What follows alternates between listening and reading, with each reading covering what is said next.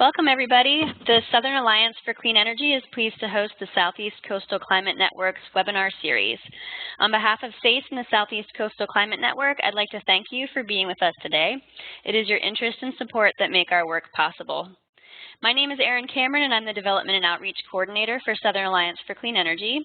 Before I hand it over to our presenters today, I did want to take a minute to say that this is a new webinar platform for us. So if you've been on a few webinars with us in the past, I want to be clear about some things that are slightly different here.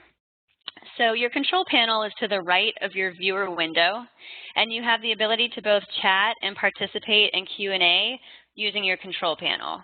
We ask that you use the chat box for any technical issues you may be having, and be sure to send those to the host so that I can help you troubleshoot. All attendee lines will be muted for sound quality purposes, but we do encourage you to type in any questions you may have related to the content of the presentation in the Q&A, the questions box on your control panel. So be sure to send this to all panelists to ensure that your question is answered at the end of the presentation. And now to get us started today, I would like to turn the presentation over to Chris Carnevale, SACE Coastal Climate and Energy Coordinator and Manager of the Southeast Coastal Climate Network. Chris?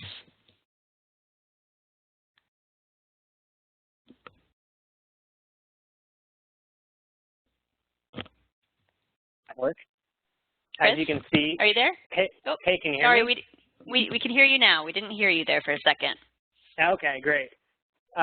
Sorry about that. I want to say thank you to everybody who's on the line today. Thanks for joining our webinar. As you can see on the slide, the Southeast Coastal Climate Network is a coalition of individuals and organizations spanning the coastal Southeast who are working on responses to climate change. We have members as far north as Maryland and as far west as Louisiana. The purpose of the network is to bring voices together to trade information and synergize our efforts, and we are organized under the Southern Alliance for Clean Energy. Our largest tool is our group site website, which is an online platform that enables members to send group emails, post discussion topics, and relevant news to discussion boards, and to use a shared group calendar. So if you're interested in joining the network and using these tools, please go to the web address that's on the screen now, seccn.groupsite.com, and find the button for Join This Group Now. Now, for those of you on the webinar who are already members, I want to encourage you to use these tools to help get your message out. Everybody's in the network to collaborate with folks like you, so feel free to use these tools. Another great tool that we have is our webinar series, of which today's webinar is a part.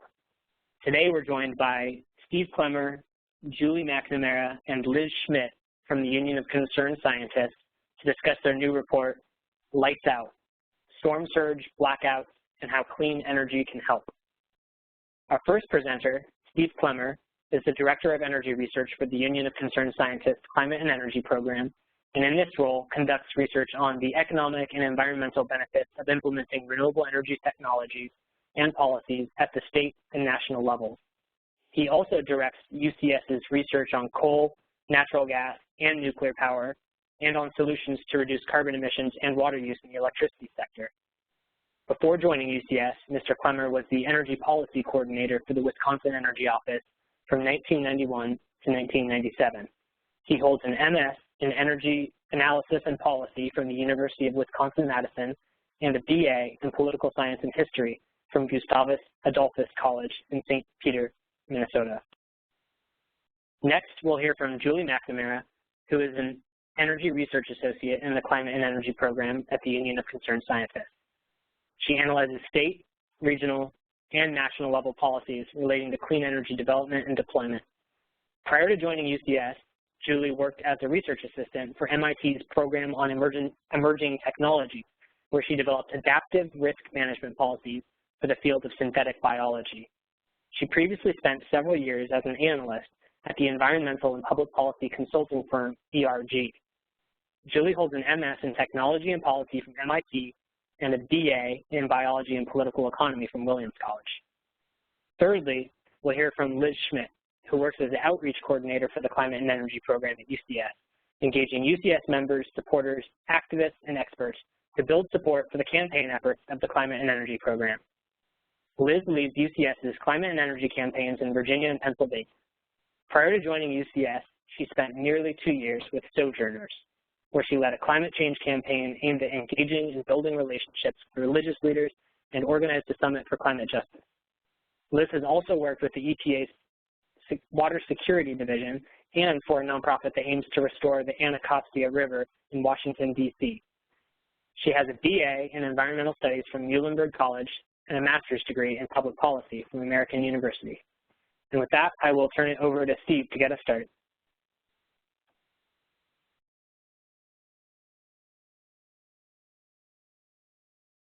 I'm going to start by highlighting some of the impacts on the Eastern Gulf Coast, some of the impacts they've experienced from storm surge and coastal flooding due to recent storms. Then I'm going to pass it over to Julie, who's going to present the results on our mapping analysis. And then she's going to pass it back to me to discuss some of the clean energy solutions that will help make our grid more resilient and help keep the lights on. And then finally, I'm going to pass it over to Liz to talk about what you can do to help achieve this. So go to the next slide here. So Superstorm Sandy was a huge wake-up call for the Northeast when it hit landfall near Atlantic City about 3 years ago. In addition to the tragic loss of lives and property, Sandy caused billions of dollars of damage and left more than 8 million people in 21 states without power. On the 3rd anniversary of Sandy and a few months after the 10th anniversary of Katrina, our new analysis is looking at what steps have been taken to make the grid less vulnerable and more resilient to power outages from storm surge and coastal flooding on the Eastern Gulf Coast. The answer? Well, some progress has been made, but we still have a long ways to go. The investments are not yet up to the scale of the problem. Sandy shut down or damaged at least 165 substations, several large power plants, about 7,000 transformers, and 15,000 electrical poles. And storm surge and coastal flooding were major contributors to this damage and the subsequent outages, as you can see illustrated in this picture. And Sandy wasn't an isolated incident. As you're well aware, in the Southeast, Hurricane Sandy, Katrina, and Wilma in 2005, and Gustav and Ike in 2008 also wreaked havoc on the Southeast and Gulf Coast states. Each of those storms knocked out power to between 1 and 3 million customers and damaged an estimated 200 to 500 substations, according to data from the U.S. Department of Energy. As global warming pushes sea levels higher, the risk of coastal flooding from storm surge is going to grow, posing a serious and worsening threat to the electricity infrastructure that supplies power to more than 70 million people along the Eastern Gulf Coast.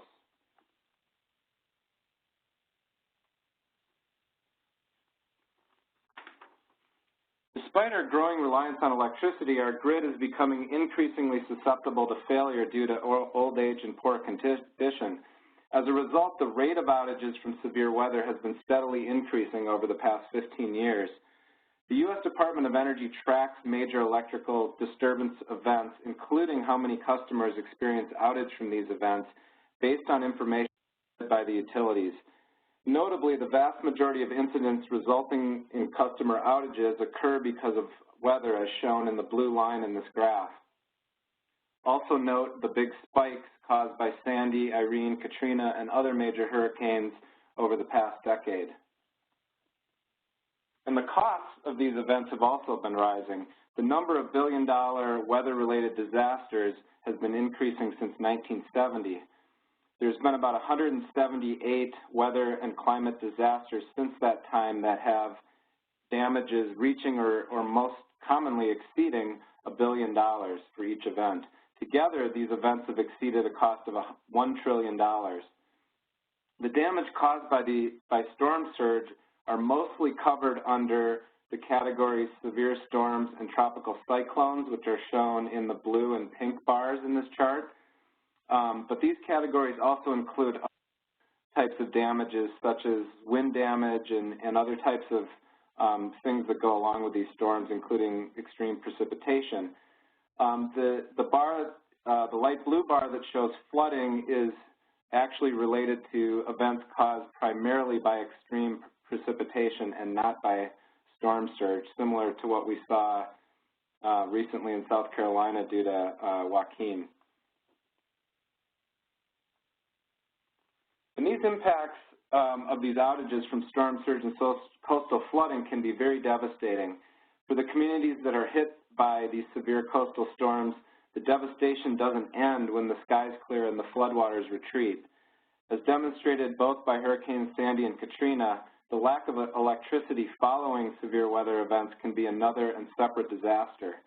For example, this picture shows that during Sandy, the NYU Medical Center lost power and its backup generator system failed, forcing the evacuation and relocation of hundreds of patients.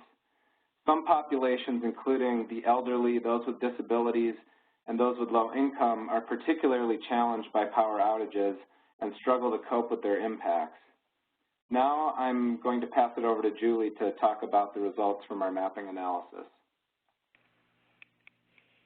Great. Thank you, Steve. So now that Steve's talked about some of the impacts of outages, I'll talk about the analysis we did to come up with a greater sense of what causes these, what can we do about it, and how widespread are they? What type of threat is this to the electric grid up and down the East and Gulf Coasts? So here we have a schematic of the centralized electric grid. We all know that if you lose a power plant, that means trouble. If you're not making power, you're not getting it. But if you look here, you can also see we have substations on display. Those are two other elements that we chose to include in our analysis. Substations are critical nodes for electricity delivery in that they enable electricity to travel the long distances between power plants, which can be far outside of cities, and the customers that are located in more densely populated areas. So the grid is typically designed to handle the loss of one or two of these types of substations, but if you lose more than that, you can result in widespread outages reaching far beyond where flooding may have occurred. And the same is true for power plants. So those are the two types of elements that we chose to take a look at. Now, when it comes to flooding, power plants and substations can both be vulnerable to inundation-caused equipment failure and the power outages that can ensue. So this is a more common occurrence for substations, but there is still certainly precedent for the latter. So if you look in the top left picture here, we have a photo of the A.B. Patterson plant, which was submerged under 6 feet of water during Hurricane Katrina. During that event, ultimately 16 power plant units in the region were affected, including 6 units totaling nearly 900 megawatts that were so significantly damaged that they were rendered inoperable for quite a span of time before they were able to return to service. So more commonly, power plants are preemptively shuttered to avoid potential flood damage, which also leaves large areas with reduced power sources over the duration of severe storm. That makes it easier to power them up after the fact, but it still does mean that you can have power outages. So finally, when we look at substations, the potential vulnerability is a bit more readily apparent. The little chain-link fences that are so iconic to substation protection, you can picture seeing those along highways or as you drive into or out of cities. They don't do so much when floodwaters rush in. Here we have a series of pictures showing the extent of damage. In the bottom left, we have Hoboken, New Jersey, which the substation was flooded multiple times, ultimately causing the utility to close up shop and move to higher ground. And then we have 2 others in Louisiana showing from 2 different storm events, pretty significant flooding. So once the floodwaters retreat, you can't just switch these substations back on. If, and that is a big if, the equipment is still viable, repairs still require the complete disassembly, cleaning, drying, and reassembly of the equipment, which is a process that can take upwards of a week per substation. If they can't be fixed, that can come at the cost of over $1 million.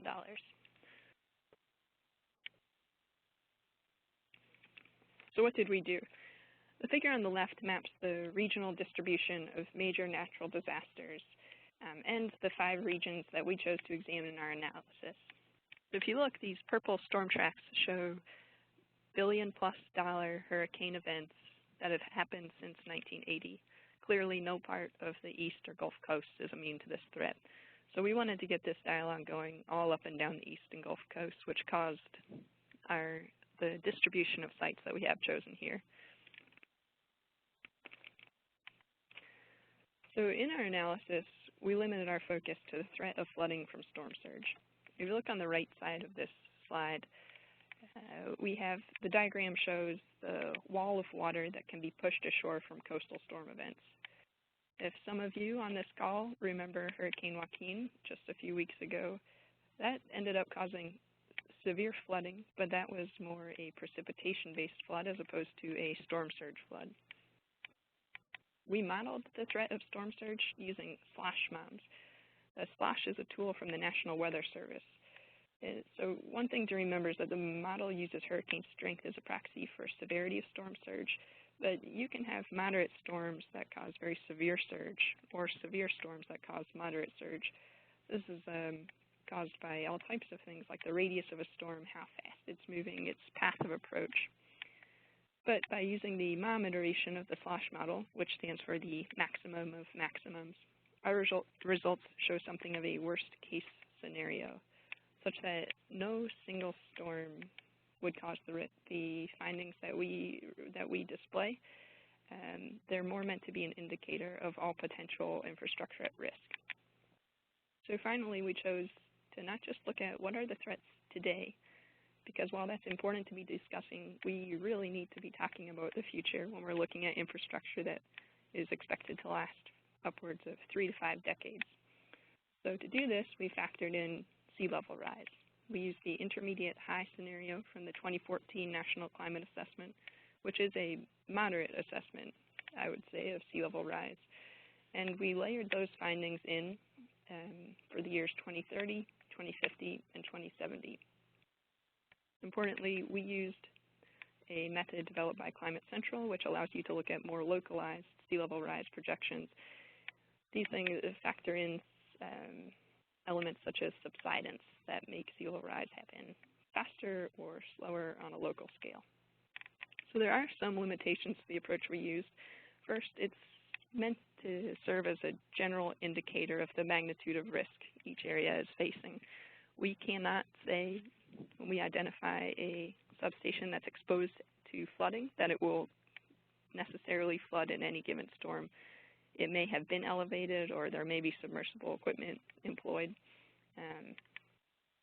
We also can't tell in any given situation if there are redundancies built into the grid in a specific area. So even if you do lose a substation, that additional wires are in place to reroute power.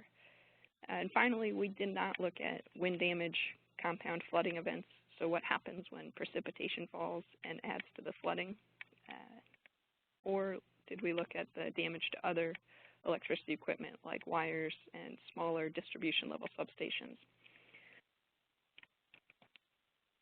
And with that, I'll show some results. So here we have Southeastern Florida. For each of the 5 sites we looked at, we had 2 maps. One is an extent map, which looks at the extent of inundation over the years 2012, 2030, 2050, and 2070. The darker orange colors represents those, the growing extent of surge over time. And on the right, we have a depth map, which shows the depth of flooding from a storm event. Here we're showing 2050. So the circles indicate power plants, and they are scaled by the size of the power plant, and the triangles represent substations. The green are those that could be potentially exposed, and the empty circles are those that are unexpected to be exposed to flooding in this scenario. Finally, for each of the sites, we have a bar chart that shows the changing distribution of substation inundation. So the one shown here for Florida is notable in that the depth of flooding is not so great. We're largely just seeing the 5-foot flooding increment, but what is completely arresting, I find, is the growing extent of substations exposed to flooding over time. In fact, the number doubles between now and 2050 and triples by 2070. It means if you're in Florida and you're not talking about the threat of sea level rise, then you're missing a rapidly increasing threat of flooding. Another notable thing about the Florida findings is that if you're familiar with the Turkey Point nuclear plant, which is shown just below, towards the bottom of the map below Homestead, the white circles, our analysis showed that those units were unlikely to be exposed in this Category 3 storm setting, but the substations around them could potentially be exposed. So even if the power plant is still running, if the substations that provide that power and send it out to the rest of the community go down, then that electricity is inaccessible to others. So I'll go through the others a bit faster. Here we have the South Carolina Lowcountry. We looked from Hilton Head in the south up to Georgetown in the north. You see the strong concentration of exposed substations in the Charleston area.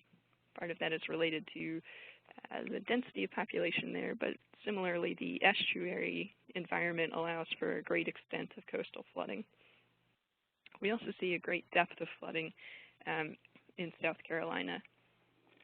In fact, 2/3 of the 59 potentially exposed substations in 2050 are in locations projected to be inundated by more than 5 feet of water, including 14 which could face depths of more than 10 to 15 feet.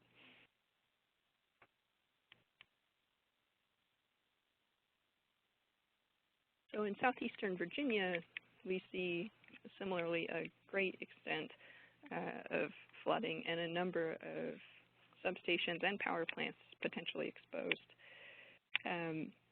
including 57 of 132 major substations at risk just today alone, 15 of the 18 in Norfolk, and 9 of the 11 in Hampton. It's an area that has a tremendous amount of industry. It has military and economic significance. The conversation absolutely needs to be including a consideration of coastal flooding threats.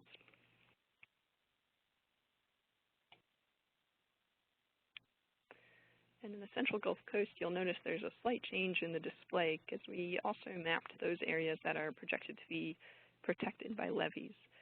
Now, our analysis did factor in levees, but we did not include some of the more recent storm barriers, such as the lake-borne storm surge barrier.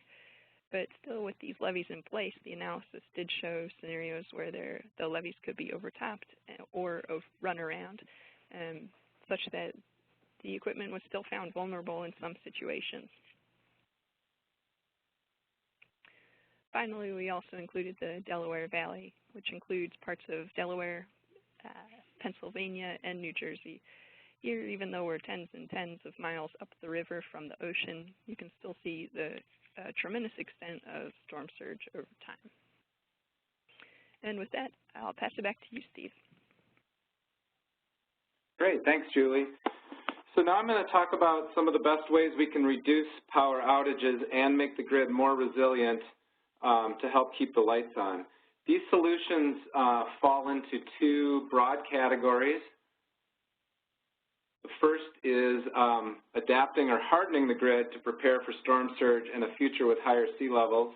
The second is mitigation options that can both increase the resiliency of the grid and reduce global warming emissions to help avoid the worst consequences of climate change. Hey, Julie, would you mind passing the controls back to me?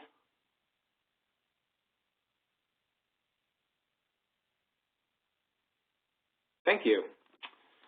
So the typical response by utilities to extreme weather events has been to invest in so-called hardening measures. This includes adding protective defenses such as seawalls, dunes, wetlands, and other artificial or natural barriers around coastal power plants and substations. It includes modifying new or existing infrastructure to operate in the presence of water, such as elevating substations, installing submersible equipment, or protecting underground power lines from saltwater intrusion. And a third category is what we're calling retreat, is by retiring or relocating at-risk infrastructure when it's too expensive, technically infeasible to fix it. It also means limiting the construction of new investments in coastal areas that are prone to storm surge and flooding. While some level of hardening is definitely necessary, these measures are often expensive and may not be the most cost-effective long-term solution. For example, in 2011, Entergy did a study that found that it would cost at least $15 billion between 2010 and 2030 to harden the electric utility system, their electric utility systems along the Gulf Coast.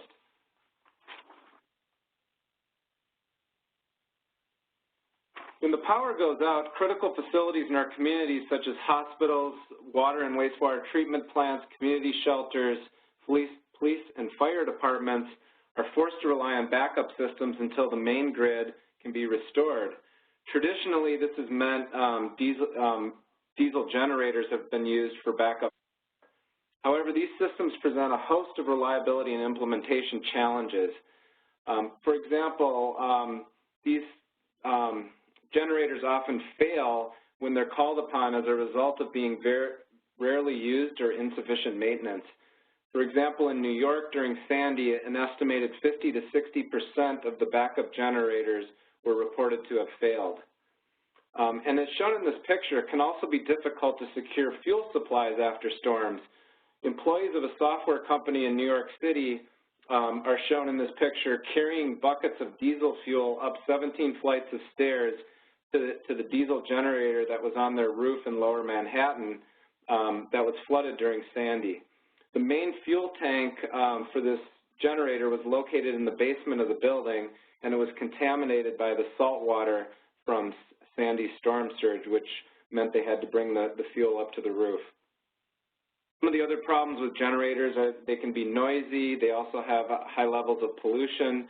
And another important thing is their usefulness is really limited just to power outages, which greatly reduces their overall cost effectiveness. In contrast, clean energy technologies are an attractive alternative to make the grid more resilient while reducing carbon emissions. For example, renewable energy sources such as solar and wind, coupled with batteries or other energy storage systems, can provide electricity even when the sun sets, the wind stops blowing, or the centralized grid goes dark. When it's not an emergency, these technologies also generate valuable clean electricity for everyday use. The report, our report includes several case studies of states that are making significant investments in renewables, specifically to help make the grid more resilient. For example, in the picture in the upper left-hand the screen shows Florida's SunSmart e-Shelters program. This program has supported the installation of more than 115 solar PV and battery systems at schools that are doubling as emergency shelters around the state. The Florida Solar Energy Center has also used the installations to help develop a curriculum to educate students and teachers about solar photovoltaics and other renewables, as well as preparing for natural disasters. The picture in the upper right-hand side of the screen shows after Katrina hit New Orleans in 2005, the Make It Right project helped rebuild some of the city's homes with solar panels and energy efficiency measures to lower homeowners' electricity bills. It's worth noting that these systems may not help homes and businesses that are directly hit by these storms and experience the most flooding and damage. However, they can help the many other nearby customers flooded but experience outages from these events. These systems also need to have special inverters and other equipment to be able to operate when the rest of the grid goes down. And the good news is that the cost of wind and solar has been falling about 60 to 70% since 2009, while the cost of battery storage is also declining. Several recent reports by the Clean Energy Group have shown how solar with storage systems can be cost-effective in some locations even today, and how they can be financed for use in multifamily buildings. In many states, large utility solar systems are now competitive with new natural gas plants, and rooftop PV systems are on the verge of reaching grid parity with retail rates.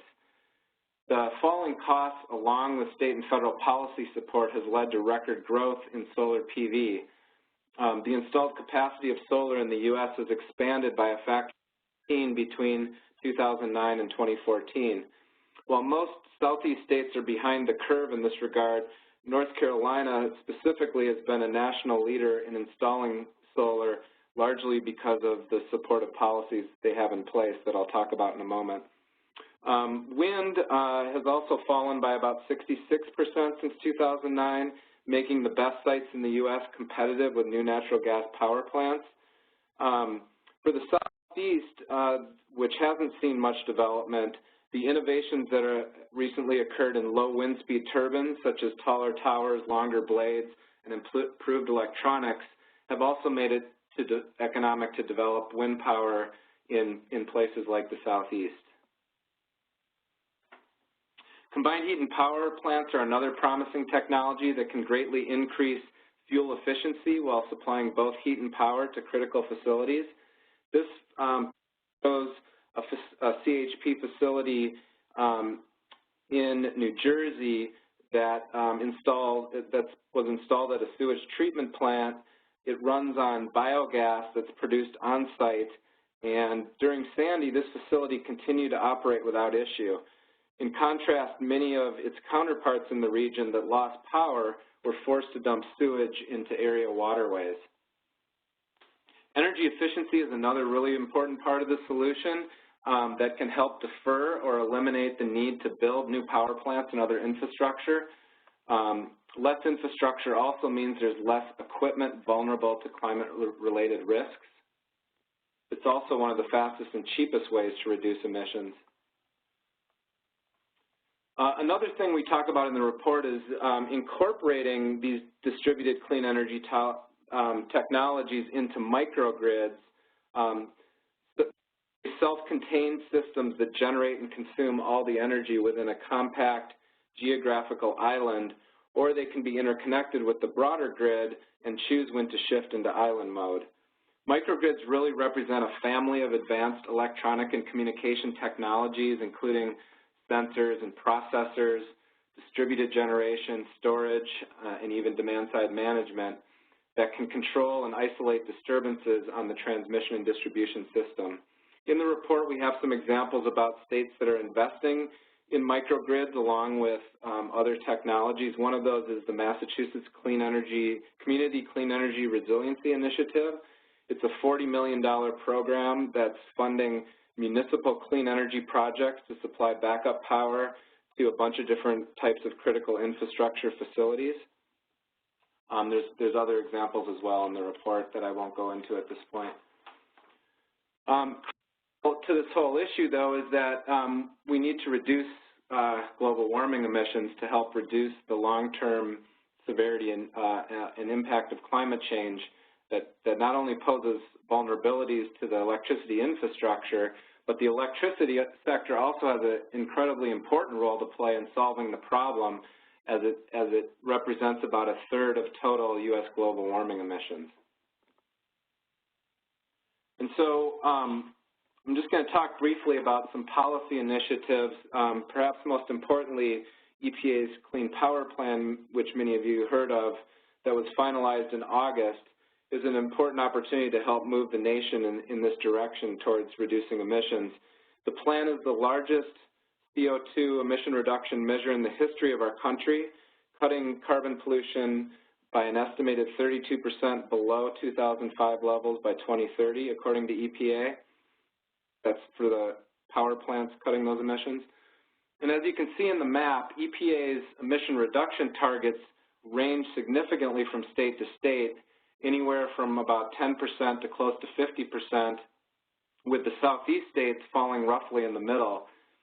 In general, states that have already made significant progress in curbing their emissions, like California and the Northeast states, are rewarded for those actions.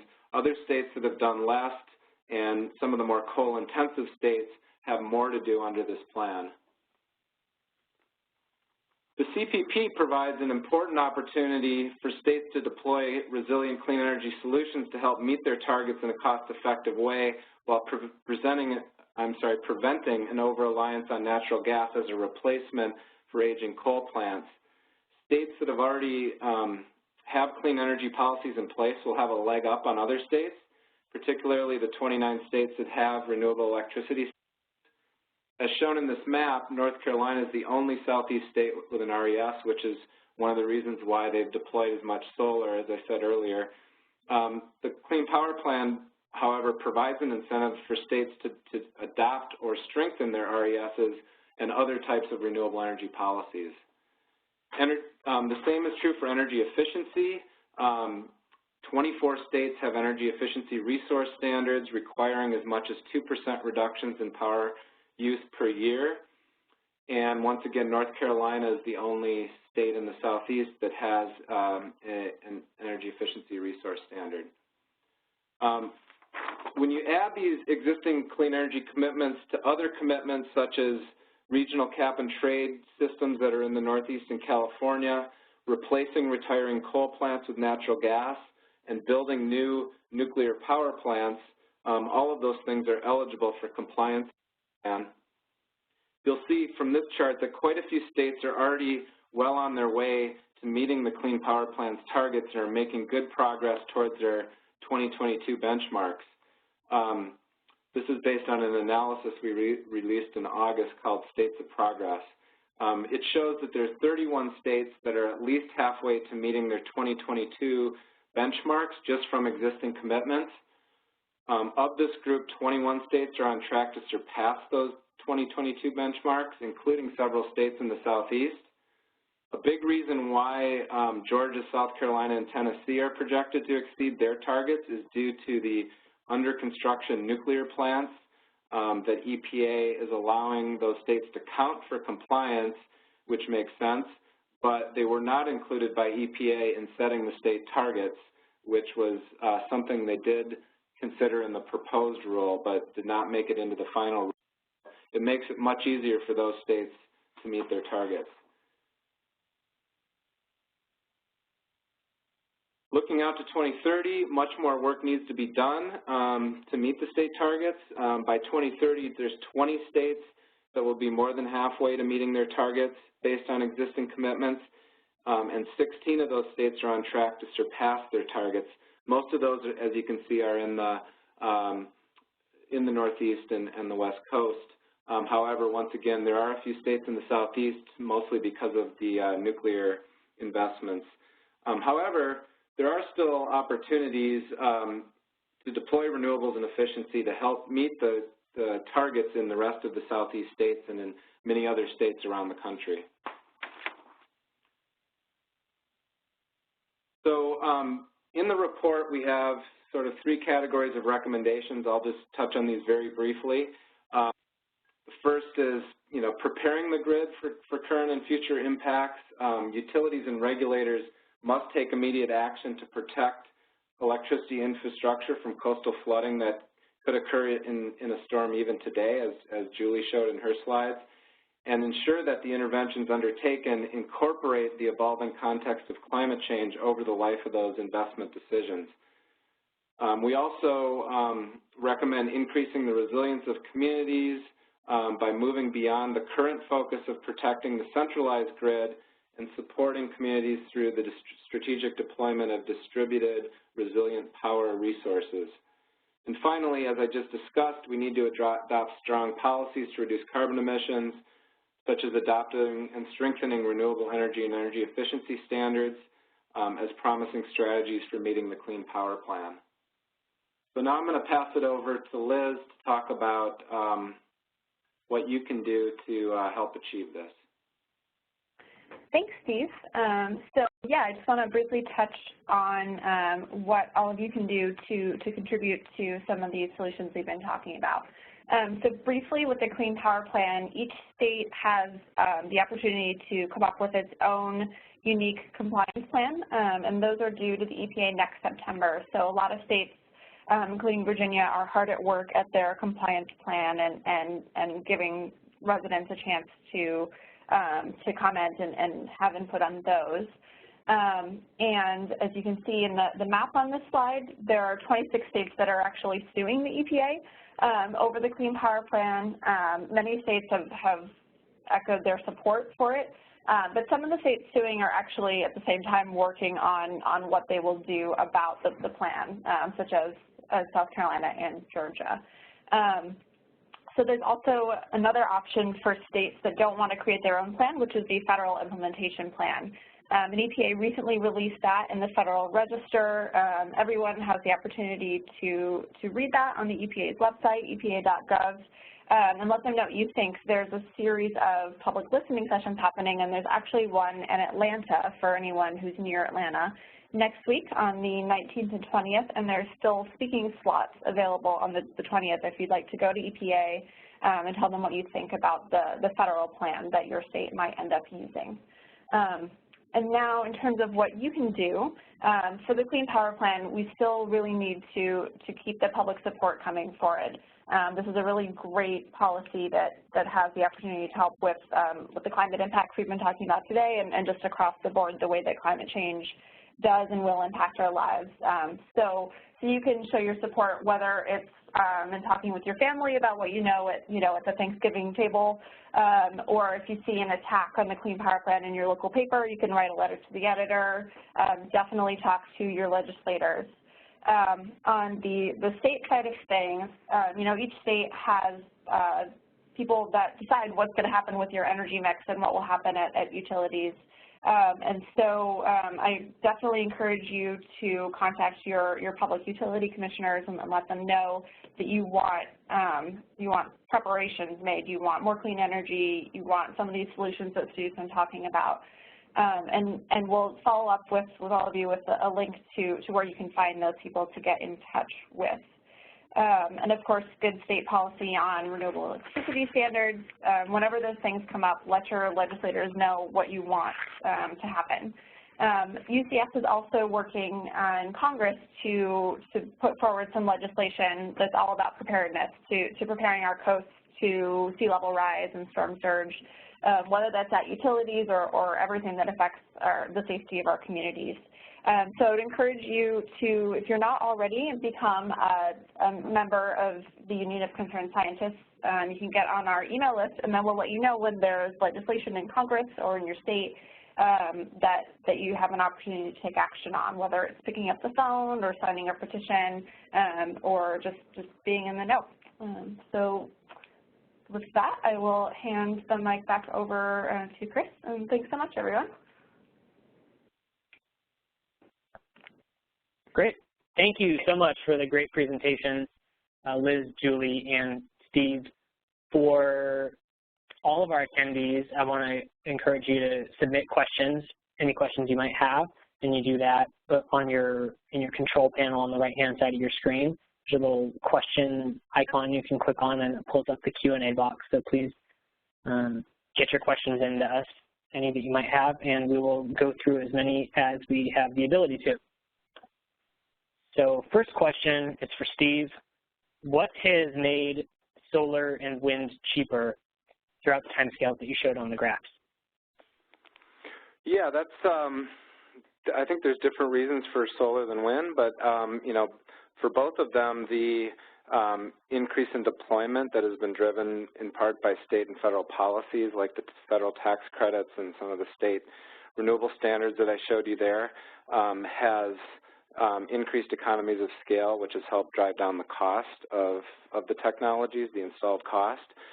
For wind particularly, there's also been some significant technology improvements that I touched on a little bit that have significantly increased the capacity factor or the production from wind turbines pretty significantly over the last few years, which is why it's people have started to talk about potential in the Southeast for installing wind particularly on taller towers where you're able to capture more of higher wind speeds and greater production. So those are I think the main factors. I think, obviously this is not just occurring in the United States, but the increase in deployment of renewables, wind and solar, particularly around the whole world, has also contributed to the decline in costs. Great. Julie or Liz, did you want to chime in on that? No, that was great. Okay, excellent. And I'll just also say that SECCN published a report last year about those new opportunities for wind, specifically in the Southeast, which has been traditionally considered a marginal wind resource, but with those taller turbines and longer blades and ability to capture more wind, it's becoming a really attractive option for energy generation in the Southeast. And so states published a report last year called Elevated Opportunities. And you can just search on our website or just on Google, search for Elevated Opportunities, and it's a nice little report about new wind technology in the Southeast. Okay, moving on, next question. Do you have a sense of how many utilities are actually doing the proactive planning for sea level rise, and does it look like their mitigation actions are enough? Julie, do you want to take that one? I can chime in too. I think Hurricane Sandy 3 years ago really, Steve started us off, really was a wake-up call. Immediately after Sandy hit, first of all, flood levels were seen that were never expected. And second, right after it hit, utilities started building back to the level that they had previously considered for their flood design standards. And it took a concerted effort on a range of stakeholders to come together and have the Public Service Commission in New York say, this is a short-sighted strategy. We need to start thinking about how climate change can impact the risks we're facing. And so now we see Con Ed in New York and various utilities in New Jersey starting to think about what do we need to do to think about how these climate impacts are evolving over time, over the lifetime of the infrastructure that's being built. I think that's the biggest change that we need to see, and it's one that's really just starting. Now in New York and New Jersey, they were assisted by having great data available for what these risks are in a way that was usable to utilities right from the get-go. That's something that we've been strongly advocating for at the federal level to help get, and at the state level, to help get really localized, geographic-specific climate impacts into the hands of the decision makers who need them. I'd say outside of that region, it's a very slow process, and I think we're really just starting to see progress on utilities getting up to speed with the risks they're facing today, and very few are at least publicly speaking about how they're thinking about climate impacts. We're seeing far more investment going into protecting against physical security threats as opposed to natural disaster type threats. And so I think we'd say there's absolutely been insufficient action, and we're hoping that just this type of report and others that have come out similar to it just spur the discussion so that people start incorporating future risks into present discussions. I would just add that the report, and we did 5 separate summaries for each of those regions we talked about, does have some highlights about some of the actions that utilities and others have taken in those areas, which, as Julie said, has been somewhat limited. The other thing is in New Orleans after Katrina, there's been tens of billions of dollars of investment in the levee system and other things that have happened there. I also mentioned Entergy's study that they did, I think, in 2011. But when we looked closely at what Entergy, for example, has done relating to power plants and substations in New Orleans, we only were able to find evidence of them taking corrective measures for two of their substations since Katrina. So clearly, they're not necessarily following up on that, on their study or the plans that occurred. And the money is basically comes from different places. With respect to New Orleans, a lot of the investment has come from the federal government, building up the levee system and some of the other protective measures they put in place. Great. Here's a question about what action folks can take. We have a comment and a question.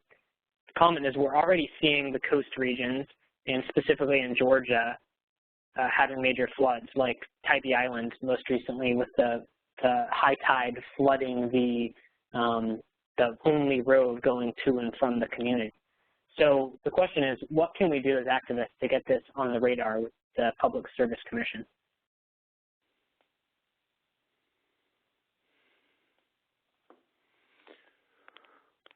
Well, that's a very good question. I mean, I think it could come from different directions. I mean, certainly direct engagement with the Public Service Commission to try to take this issue up. Another strategy would be to work with the governor, the state legislator, other decision makers to put pressure on them to get more serious about conducting vulnerability assessments and making investments to help address the problem. But yeah, it's a tough issue. It depends in part on the politics and so forth. But certainly every time these major events happen, there seems to be an opportunity to raise these issues. Ideally it would happen proactively before these events happen, but unfortunately that's not always the case. So I think taking advantage of some of these opportunities when you're experiencing these impacts might be a good one strategy to take. Mm-hmm. Okay. That's great. Okay. Just one other thing to add to that. In the report, we try to make it clear that and not put too much of the onus on utilities, even though they deserve to have some of it put on them. But at the same time, they only are allowed to do what their commissions approve for them to do. So in a lot of cases, it's just as important to put that pressure on the decision makers to get them to make the utilities do things and allow utilities to get cost recovery for prudent investments in both hardening, but also in balancing that with some of these resilient power solutions that we talked about. Mm-hmm. So taking it to the PSC directly, and then also potentially the state legislature, if the legislature oversees the Public Service Commission in some way. Well, they don't necessarily have to oversee them if they can move some legislation or resolutions, or if the governor in a particular state could do that as well. That could help. It doesn't actually have to require legislation either, but some kind of leadership from above to get the PSC to do something, whatever form that might take. Okay, great. Let's go to the subject of microgrids and batteries and some of the cool technology solutions. So backing up a little bit. So how does a microgrid work? Is it related to a smart grid, and are batteries necessary for microgrids?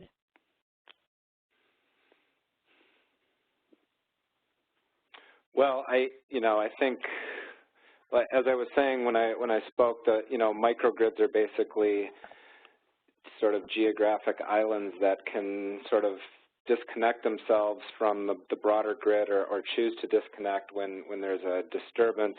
They are connected to smart grids in the sense that they often use kind of sophisticated controls and sensors that are often cited as smart grid technologies. One really good example of microgrids that are basically island communities. I spoke at a conference last week, Island Energy Conference, and they're really on the cutting edge of doing that because in many cases they have to. And so it can involve many different kinds of technologies. I think, as I said during my part of the talk, that a lot of folks use backup diesel generators in those systems, including on islands, which have caused major problems. Batteries, certainly battery storage can help, and especially if you have renewables on your system that are going to fluctuate in their output during different times of the day and different seasons, that having that storage there is really important for meeting load, throughout the day and during peak times and so forth. And, once again, energy efficiency is vitally important because it reduces the amount of load that you need in the microgrid, which can also reduce the amount of investment that you have to make in these other distributed technologies, as well as, deferring transmission and distribution investments as well. So There's a variety of different ways to do it. I don't think there's one clear way. It definitely depends on the circumstances. Some of the programs that we highlight in the report, like in Massachusetts and New Jersey, for example, are using renewables and some of these other technologies to provide power for critical loads. So they don't necessarily supply electricity for all of the loads in a system, but definitely for the most critical loads and the critical facilities to prioritize in that way. So that also involves having special inverters and controls and so forth that allow you to do that.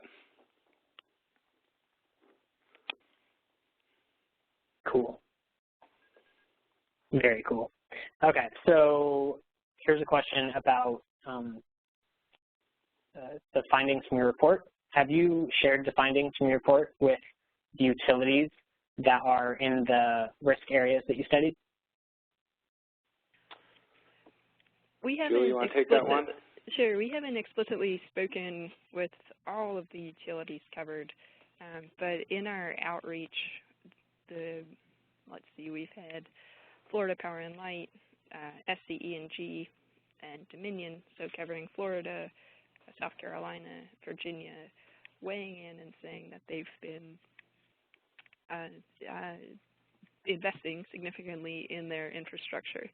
What has been notably absent from these statements have been anything really talking about climate change and how sea level rise factors in. So our analysis was very much a two-pronged effort. We're saying, you know, the threat is here today. There's a significant risk today, but we can't just think about today. We also need to be building for over the lifetime of the equipment, and it's that latter part that we've really still not heard true engagement on. And I'll also add that we, when we released the report, we sent an action alert out to everyone who lived near one of these areas that we studied. And the folks responded by sending the report to their state senators and representatives, saying, here's this report, here's what we're concerned about, you need to talk to our public service commissioners about it. So when we follow up with everyone after we finish the conversation today, we will give you the links to those as well if you live in one of the states where we studied, that we can make sure that you put it in front of your commissioners and your legislators.